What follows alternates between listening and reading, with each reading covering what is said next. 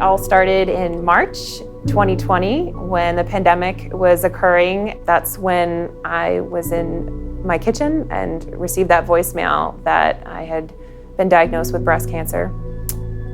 Then I went into right away trying to find an oncologist and a surgeon.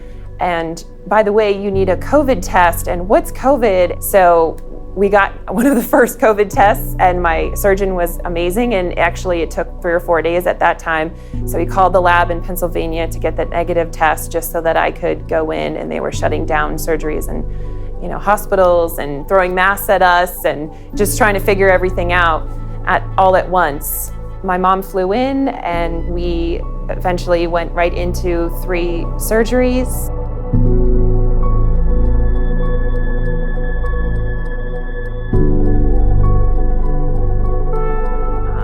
I just continued to exercise, swim, bike, run, lift. I had a triathlon coach the whole time. So if you're going through something like that, exercise was the best. I'm vegan, and I didn't have to take any of the medications that they gave me. I just ate healthy and made sure I treated my body really well.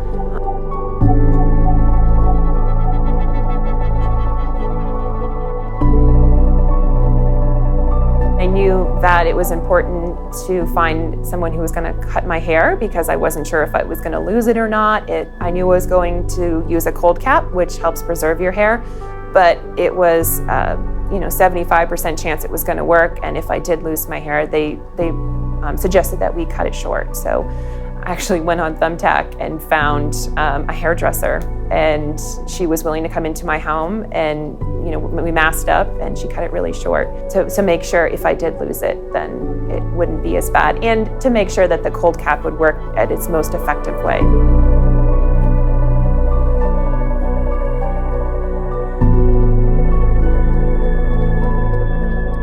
When I was first diagnosed, I set up a meeting with my oncologist, and the 2 things she said to me were, "You're not going to throw up, and you won't lose your hair." And those 2 phrases stuck with me. I was like, I'm not going to throw up, and I'm not going to lose my hair. Okay. So she said, we're going to get you fitted for the cold cap, and they were wonderful, almost like an old school bathing cap that like your grandmother used to wear. Really tight, where it goes to -30 degrees. So I would go into the bathroom and get my hair wet and put the cold cap on, and it was an extra 90 minutes to freeze your scalp. Really painful. And then another 4 or 5 hours of chemo session, and then 90 minutes of de-thawing your scalp before you go.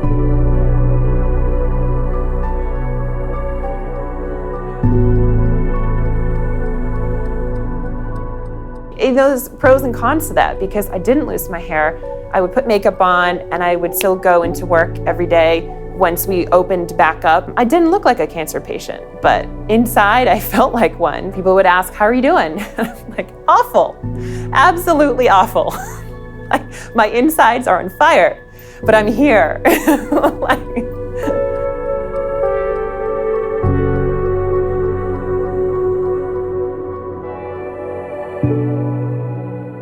My first chemo session, I made sure I planned out every Tuesday was Cocktails with Katie. So I put together a list. I had 12 hard Taxol sessions where some were coworkers, some were from my doctorate colleagues, and some were family and friends. And each Tuesday we had a theme. So everybody would wear a hat, because I wore a cold cap. We would play charades and word games, and sometimes folks would read storybooks to me when it got towards the end, when it was really hard.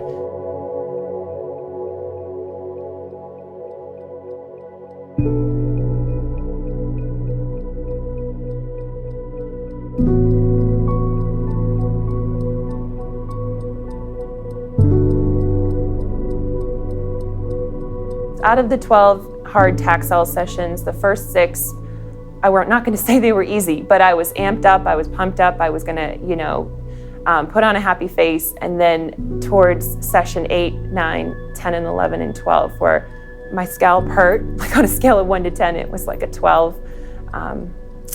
And I couldn't multitask and work on my thesis and run meetings anymore on session 10, 11, 12. My energy level had gone down at that point, and I was starting to lose steam.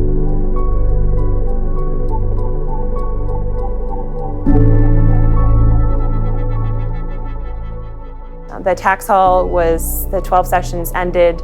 I still had my port, and then every 2 weeks I had Herceptin treatments. So we started radiation in August of 2020, and that was about the time where my mother was diagnosed with her leukemia, came back for a second time. So she went into the hospital in end of September, and I received a phone call that she had about a week to live, if not a couple days. So I had chemo and radiation every day. I had to put all my treatments on hold to go drive up to say goodbye to my mom, who was such a huge impact on my life. She was one of my best friends.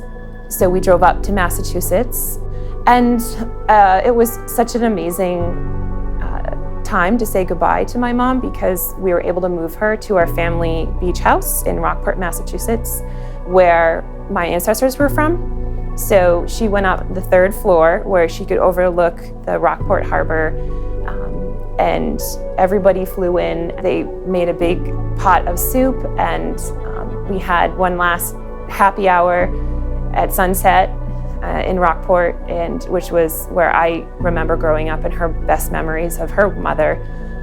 And that Saturday night, my brother actually was married at the foot of her bed, and we brought in a special guest, and we brought my mom pearls and made sure we did her makeup, and that was a really great memory to be able to have her. She just wanted to see my brother get married.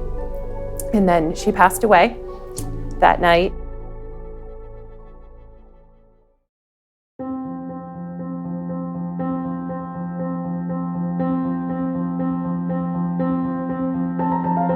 My last treatment was in April 2021. You know, it felt surreal. I think it wasn't truly over until I got my port out, because I still had it in my body. But yeah, ringing that bell, there were tears and relief, but I feel I learned so much about myself, and so many amazing people and support in my life. I continued to jump right back into Ironman training. I was going to finish the Atlantic City Half Ironman, and I slowly was realizing that my priorities were changing, and that I was looking at life very differently. My perception, what's important to you, changes when you go through something like that. I wanted to make a pivot.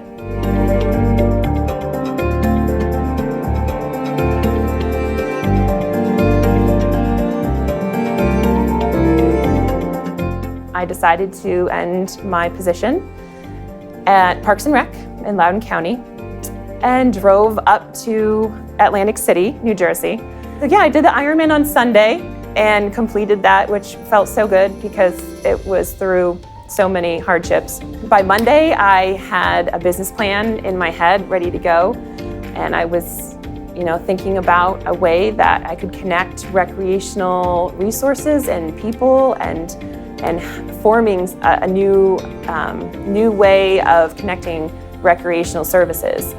So Thursday, I met with Rob for lunch, and I was really impressed with how he ran his business and the way he treats his friends and family, and his swim team, and his work ethic. And so I knew I saw those qualities in him. We decided that we were going to go on this journey together, and we built up our website the last 4 months, and so through ups and downs, and we launched Recspert 3 weeks ago.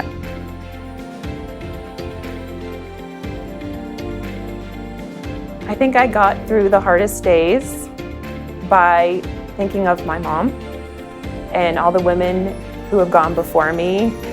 It's a choice, right? Like, you can either put on your happy face and keep going, or not. It didn't feel like a hard decision at all. I just kept going because you just keep moving forward. I think it's important to just live life to the fullest because, when you lose people at such a young age, and I know everyone else is through COVID, right? And everyone's connected to cancer. You just don't know what's going to happen tomorrow, if you're not going to be here 6 months from now. So, if you have an opportunity to take a trip, go somewhere, be with someone, learn something new, just do it. It's just too short to not do it. Run for your life.